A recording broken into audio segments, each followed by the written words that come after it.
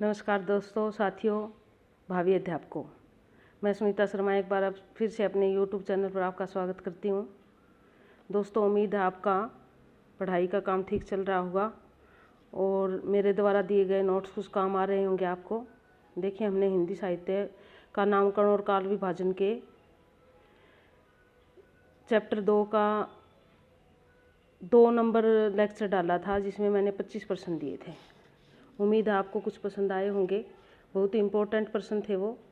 अब देखिए, हम पाठ की थोड़ी डिटेल कर लेते हैं। जैसे कि मैंने कल भी बताया था आपको, ये बहुत ज़्यादा विस्तार पूर्वक करने का पाठ नहीं है, लेकिन फिर भी मुख्य बात करेंगे हम। कई बार एक आधा प्रश्न इसमें से आ जाता है। तो देखिए, हमारा लेक्चर 1 चैप्टर 2 हिंदी साहित्य का नामकरण और काल विभाजन किस किस आधार पर हुआ और किस किसने कैसे किसे किया, हम इसको देखेंगे। तो हमारा पहला टॉपिक है यहाँ पे हिंदी साहित्य का इतिहास लेखन, पद्धति और काल विभाजन। यानी कि इतिहास लेखन किस किस तरह से हुआ, पद्धतियाँ क्या रही और काल विभाजन किस किस आधार पर किया गया, इस बारे में हम पढ़ेंगे। तो देखिए इसको।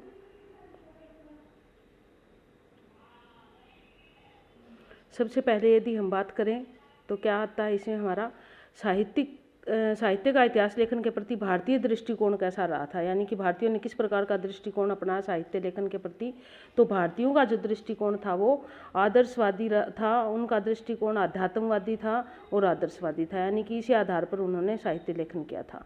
दूसरा पॉइंट जो है हमारा, वो है हमारा आचार्य रामचंद्र शुक्ल ने साहित्य के इतिहास को जनता की चित्तवृत्तियों का इतिहास कहा था। यानी कि जो जनता सोचती है उसके अनुसार जो लेखन कार्य होता है, उसी आधार पर साहित्य का इतिहास लिखा जाता है और बांटा जाता है। उसके बाद अगला हमारा पॉइंट है, भारतीय विद्वानों ने इतिहास लेखन की विभिन्न पद्धतियां अपनाई, जिनमें प्रमुख है। यानी कि कौन कौन सी पद्धति अपनाई और कौन कौन सी पद्धति सबसे ज़्यादा मान्य रही, उन पद्धतियों का उल्लेख हम इसमें करेंगे। पहली पद्धति का यदि नाम आता है हमारी, तो वर्णानुक्रम पद्धति है। वर्णानुक्रम पद्धति से अभिप्राय है वर्णों के अनुसार क्रमानुसार कवियों का या लेखकों का परिचय देना। तो इसमें वो इतिहासकार थे जिन्होंने कवियों का परिचय विवरण दिया और उनके नामों के अनुसार उनको एक के बाद एक रखा। जैसे क वर्ण के पहले आगे, ख के बाद ग के, इस प्रकार वर्णानुसार रख दिया उन्होंने। लेकिन यह पद्धति भी जो है एक दोषपूर्ण पद्धति थी और अनुपयोगी थी। क्यों थी ये दोषपूर्ण और अनुपयोगी?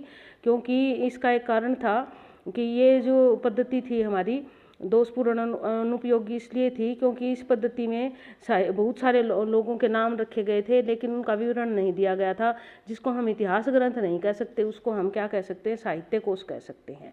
तो इसलिए यह दोषपूर्ण पद्धति थी। उसके बाद अगली पद्धति आई हमारी काल क्रमानुसार पद्धति। जैसे कि पहले हमने बात की कि वो कवियों का नाम तो रख दिया लेकिन काल का विवरण नहीं किया। इसमें काल क्रमानुसार पद्धति में क्या था कि समय के अनुसार विवरण दिया कवियों का और लेखकों का। उनके लेखकों का विवरण इतिहास काल क्रमानुसार जैसे मान लो 1200 के थे वो पहले दिए, 1300 के थे वो बाद में दिए। तो इस तरह उन्होंने वर्णन किया इसका। यह काल विभाजन का उचित तरीका था, किंतु इसका भी एक दोष था क्योंकि उसमें विश्लेषण नहीं था और ना ही युगीन परिस्थितियों का उल्लेख था। तो ये इसका बहुत बड़ा दोष था। उसके बाद तीसरा नाम हमारा आता है वैज्ञानिक पद्धति का। यानी कि विज्ञान के आधार पर। विज्ञान क्या है? जिसकी हम जांच पड़ताल कर सकते हैं। जो तथ्य है उनको हम विज्ञान कहते हैं। उन तथ्यों को इकट्ठा किया गया, क्रमबद्ध रूप से व्यवस्थित किया गया और फिर उसकी व्याख्या और फिर उसको प्रस्तुत किया गया। लेकिन इसमें उसकी व्याख्या और विश्लेषण नहीं था। यही इस पद्धति की सबसे बड़ी जो है वो कमी बन गई। उसके बाद हमारी चौथी पद्धति आती है विधेयवादी पद्धति। विधेयवादी पद्धति क्या थी?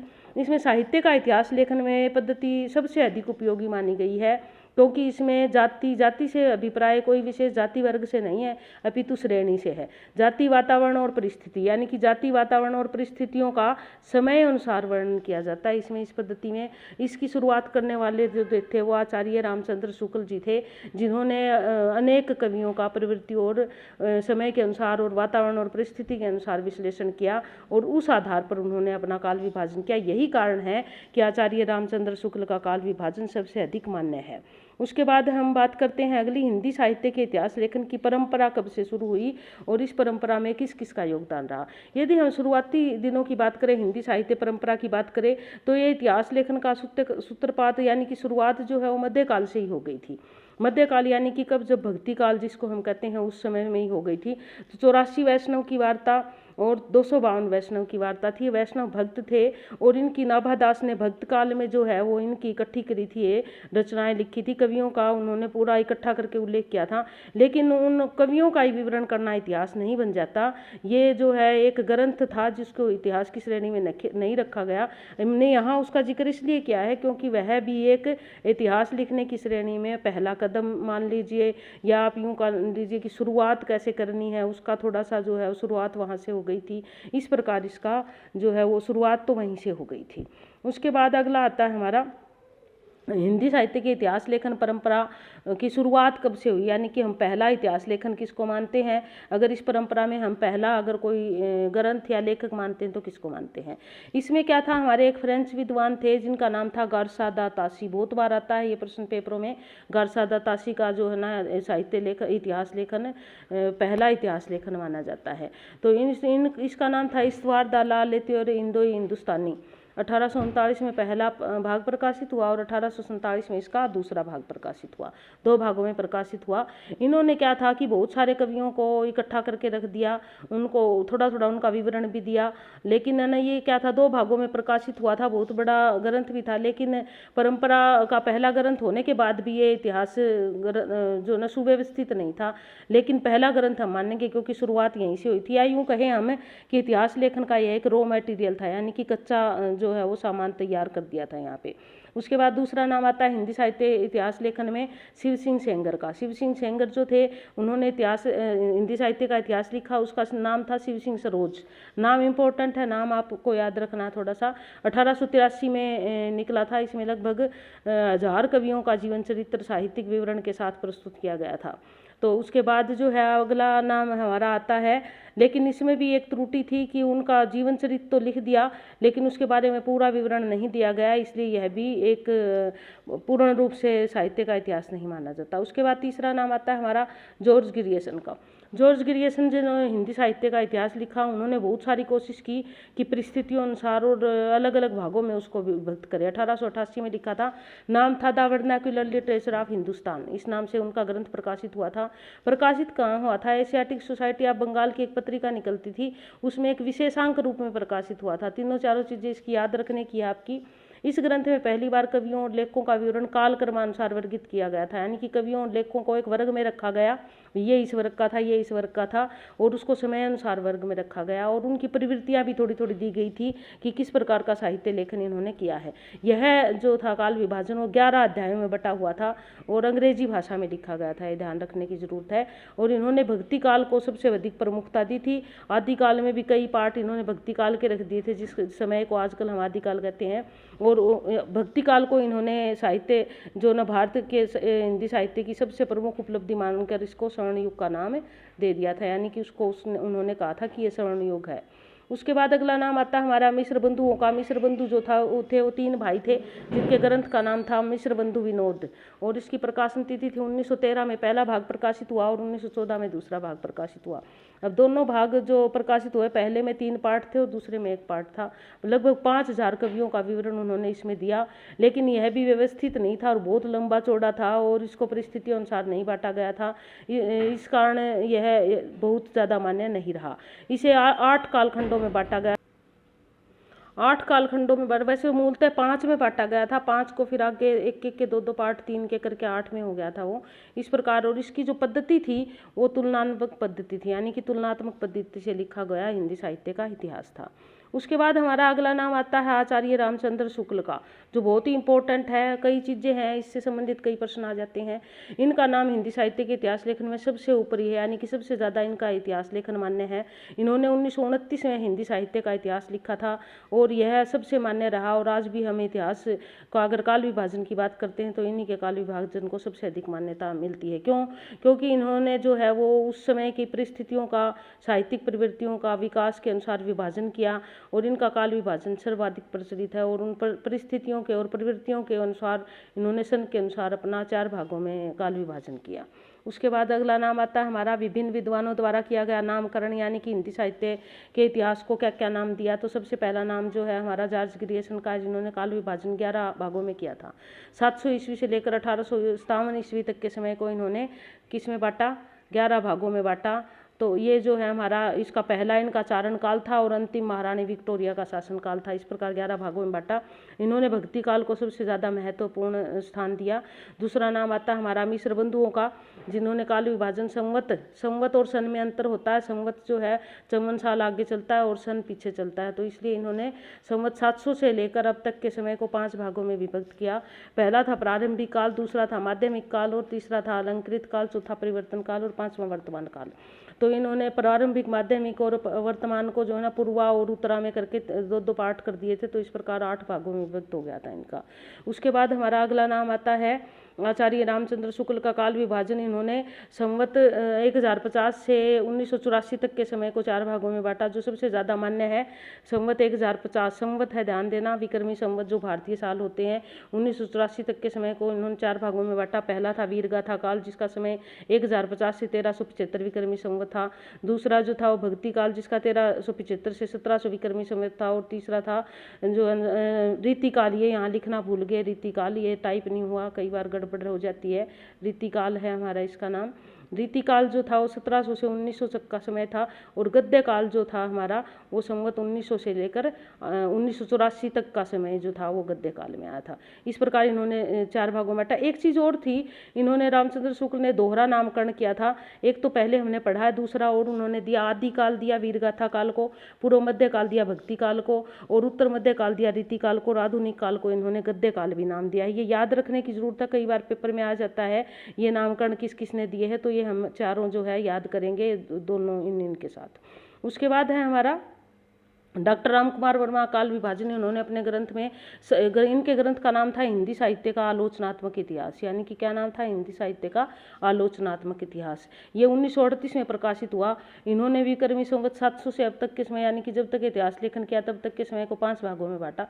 पहला समय इन्होंने 750 से 1000 तक का, यानी कि रामचंद्र शुक्ल से जो पहले का समय था वो इन्होंने संधि काल में रख दिया। दूसरा जो था चारण काल, तीसरा भक्ति काल, चौथा रीति काल, यानी कि जो हमारे बाकी पॉइंट तो थे चारों तो समझो वैसे वैसे ही थे। एक इन्होंने संधि काल जो है ना समय भी अधिक ले लिया और ये इन्होंने अलग से दे दिया। तो इस प्रकार इनका काल विभाजन था। उसके बाद हमारा नाम आता गणपति चंद्र गुप्त का, जिन्होंने वैज्ञानिक काल विभाजन किया। गणपति चंद्र गुप्त ने, उनका जो काल विभाजन था, उन्होंने हिंदी साहित्य का वैज्ञानिक इतिहास नामक ग्रंथ से काल विभाजन किया। और इस ग्रंथ का 1965 में प्रकाशन काल हुआ, जो 3 भागों में उन्होंने बांटा अपने काल को। पहला था प्रारंभिक काल 1183 ईस्वी से 1350 तक, दूसरा मध्यकाल 1350 से 1857 तक, और तीसरा जो था आधुनिक काल था 1857 से 1965, यानी कि जब तक ये लिखा तब तक। इस प्रकार इन्होंने 3 भागों में अपने समय को बांटा। उसके बाद अगला नाम आता हमारा आचार्य हजारी प्रसाद द्विवेदी ने 3 पुस्तकें लिखी थी, जो सिर्फ आदिकाल पे ही लिखी। आदिकाल का नाम चर्चित करने वालों में सबसे अधिक नाम आता है आचार्य हजारी प्रसाद द्विवेदी का।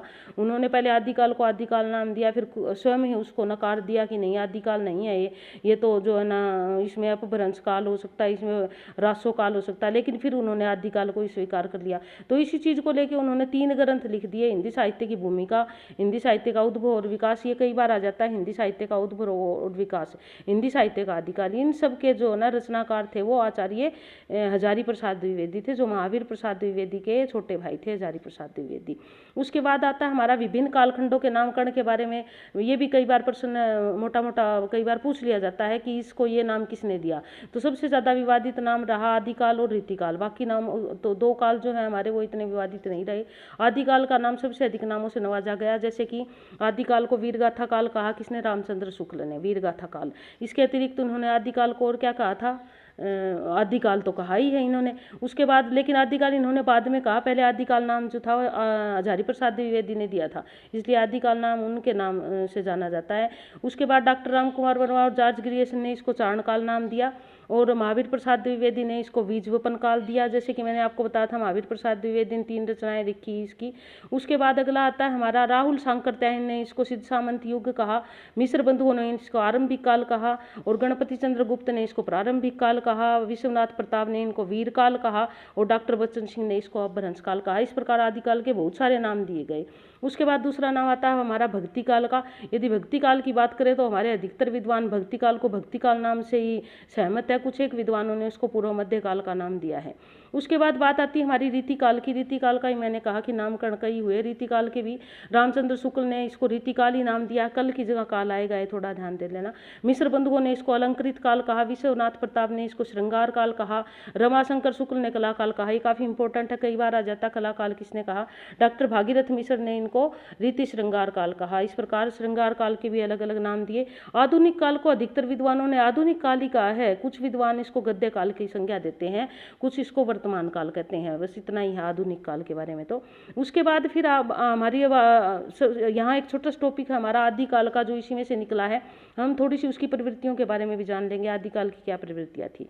आदिकाल की यदि प्रमुख प्रवृत्तियों के बारे में जाने तो ऐतिहासिकता का अभाव था। अधिकतर ग्रंथ अतिशयोक्ति रूप में लिखे गए थे, क्योंकि राज्य रसवाड़ाओं के आश्रय में रहते थे जो इतिहास लेखन करने वाले, जो उस समय का लेखन कार्य करने वाले थे, उनकी प्रशंसा करते थे और कपोल कल्पनाओं पर अधिक लगते हैं, क्योंकि प्रमाणिकता नहीं है इसमें। रासो ग्रंथों में युद्धों का सजीव अधिक रासो ग्रंथ जो है युद्धों पर लिखे गए हैं। वीर रस और श्रृंगार रस की प्रधानता है। एक आधा ग्रंथ जो है वो करुण रस में भी लिखा गया है।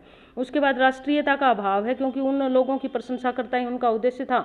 वो राष्ट्रीयता तो थी नहीं, भावनाएं नहीं थी, लोगों में आश्रयदाताओं की प्रशंसा करते रहते थे। और क्या प्रवृत्तियां थी इस काल की। कल्पना की प्रचुरता, यानी कि काल्पनिक ग्रंथ अधिक लिखे गए हैं। एक बहुत ही महत्वपूर्ण प्रश्न है हमारा ये, डिंगल और पिंगल भाषा का प्रयोग है। ये बहुत बार आ जाता है, मैंने पहले भी आपको थोड़ा सा समझाया था डिंगल क्या है पिंगल क्या है। उसके बाद राजस्थानी, ये आगे दिए हुए पॉइंट, राजस्थानी मिश्रित भाषा को डिंगल कहते हैं और ब्रज भाषा मिश्रित पिंगल कहते हैं। विविध छंदों का प्रयोग, बहुत सारे छंदों का प्रयोग कहा है। यहाँ तक कि चंद्रवरदाई ने जो पृथ्वीराज रासो लिखा उसमें इतने लगभग 128 छंदों का प्रयोग कर दिया उन्होंने, अलग अलग तोड़ मरोड़ के। तो इस प्रकार वो तो उसको छंदों का सम्राट कहा जाता है चंद्रवरदाई को। और इस प्रकार उनका प्रिय जो छंद था वो दोहा छंद था।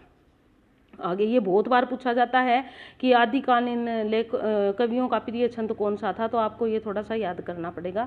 उसके बाद अगला आता है हमारा हिंदी के प्रथम कवि कौन माने जाते हैं। आदिकाल की बात करें तो प्रथम कवि की बात भी करनी पड़ेगी हमें। इस संबंध में विभिन्न विद्वानों के अलग अलग मत है।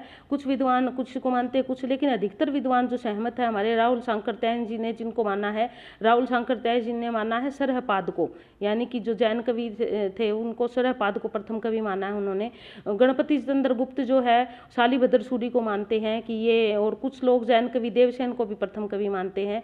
तो अलग अलग विद्वानों के अलग अलग राय है कि ये प्रथम है। और उसके बाद भाषा तथा रचना के आधार पर अधिकतर विद्वान यदि मानते हैं तो सरहपाद को ही प्रथम कवि मानते हैं, यानी कि यदि विद्वानों की सहमति है तो सरहपा को या सरहपाद को ही वो प्रथम कवि मानते हैं। उसके बाद हमारे जो रासो ग्रंथ है जिनको आपको अच्छे से याद करना पड़ेगा, उनको हम थोड़ा थोड़ा उनका विश्लेषण कर लेते हैं। कई बार उनकी प्रवृत्तियों के बारे में पूछ लिया जाता है कि यह ग्रंथ किस तरह पे आधारित था और क्या है इस ग्रंथ की विशेषता, तो थोड़ा थोड़ा मैंने जिक्र किया है, यहाँ पे ज़्यादा इसको विस्तार नहीं दिया है। बिसलदेव रासो जो है ना, इसके जो लेखक थे वो नरपति नाल्य थे। ये एक विरह काव्य है, यानी कि यह रानियों की विरह वेदना का वर्णन है, राजा की और रानियों की। इसमें 4 खंड है और 125 छंद है। भाषा इसकी राजस्थानी है और अजमेर के राजा का वर्णन है कि अजमेर के राजा के जीवन काल में उनकी जो रानियों के बारे में, उनके बारे में ज़्यादा जिक्र किया गया है। दूसरी रानी आ गई थी तो पहले रानी का किस प्रकार विरह था वो सारा इसमें वर्णन है। उसके बाद है पृथ्वीराज रासो, बहुत ही विवादित भी रहा है और यह कुछ प्रमाणिक है कुछ अर्ध प्रमाणिक है, कई तरह का है। यह पृथ्वीराज के जीवन पर आधारित है। पृथ्वीराज का ही मित्र था एक चंद्रवरदाई, जो कवि भी, बहुत बड़े कवि भी माने जाते हैं, जो जलहन के जो है पिता थे, और उन्होंने जो है इस काव्य को लिखा था। इसको विकासशील महाकाव्य की श्रेणी में रखा गया, क्योंकि महाकाव्य की सारी श्रेणियां इस काव्य में है। इसमें श्रृंगार रस की प्रधानता, इसके साथ वीर रस की प्रधानता, श्रृंगार रस साथ साथ चलता है, यानी कि दोनों रस है लेकिन प्रधानता वीर रस की है। उसके बाद है अगला हमारा परमाल रासो। यह आला उद्दल 2 वीर थे, उनके जीवन पर आधारित है। बुंदेलखंड के 2 वीर थे आला उद्दल, उनके जीवन पर आधारित है ये। इसमें भी वीर रस की प्रधानता है इस परमाल रासो में भी। और बुंदेलखंड के राजसी परिवार का वर्णन है कि आला उद्दल जो है किस प्रकार गए, रानी पद्मावती को बचा के लाए, सारा जिक्र है उसमें। उसके बाद अगला नाम आता है हमारा विजयपाल रासो। इसके लेखक का नाम नल सिंह है, याद करने पड़ेंगे आपको। पाहुड़ा दोहा राम सिंह है। हमीर रासो जो है इसके सारंगधर है। एक दूसरे से किसी न किसी तरह दौड़, ये हमीर, सारंग, पाहुड़ा, दोहा, पा, रा, इस तरह करके एक दूसरे से जोड़ लीजिए, तभी याद रहेंगे, अन्यथा नहीं रहेंगे। कुछ प्रमुख आदिकालीन रचनाएं इस प्रकार है, जैसे खुमाण रासो, दलपति नाम है खुमाण।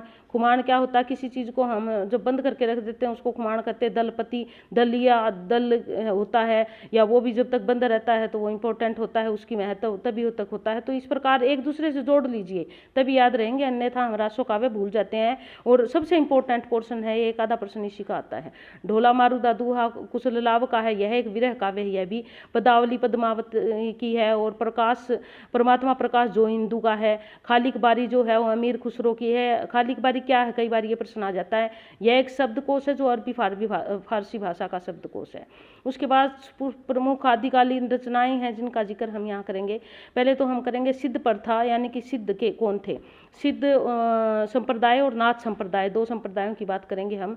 यदि सिद्धों की बात करते हैं तो सिद्ध संख्या में 84 थे और इनका कार्य क्षेत्र पूर्वी भारत था। ये कई बार स्क्रीनिंग में आया है कि सिद्धों का कार्य क्षेत्र क्या था या सिद्धों की संख्या क्या थी, ये आ जाता है कई बार।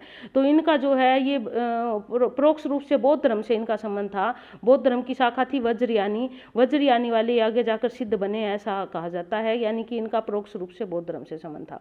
दूसरा आता है अधिकतर अपने नाम के पीछे जो है ना पा वर्ण, ये वर्ण आएगा, वर्ण लिखा हुआ है, वर्ण जो है ना पा वर्ण जोड़ते थे अपने नाम के साथ, और इसलिए डोम्बिका, कणप्पा, सरप्पा, इस प्रकार इनके नाम लिए जाते थे। पिंगल भाषा में अधिकतर जो है सारे लेखन कार्य करते थे। उसके बाद अगला नाम आता है साहित्य, नाथों का जिक्र आता है। नाथ जो थे वो संख्या में 9 थे। सिद्धों की 84 थी और नाथों की संख्या 9 थी। अधिकतर जो है ना इन्होंने गाया है, लिखा बहुत कम है, क्योंकि गोरखनाथ जी सबसे ज़्यादा पढ़े लिखे थे, उनकी रचनाएं अधिक है, वो विद्वान थे सबसे ज़्यादा। उनकी रचनाएं जो इधर उधर बिखरी पड़ी थी, उन बिखरी हुई रचनाओं को गोरखवाणी नाम से डॉक्टर पीताम्बर दत्त बर्थवाल ने इनका संग्रह किया। बहुत ही इंपॉर्टेंट है ये वाली लाइन।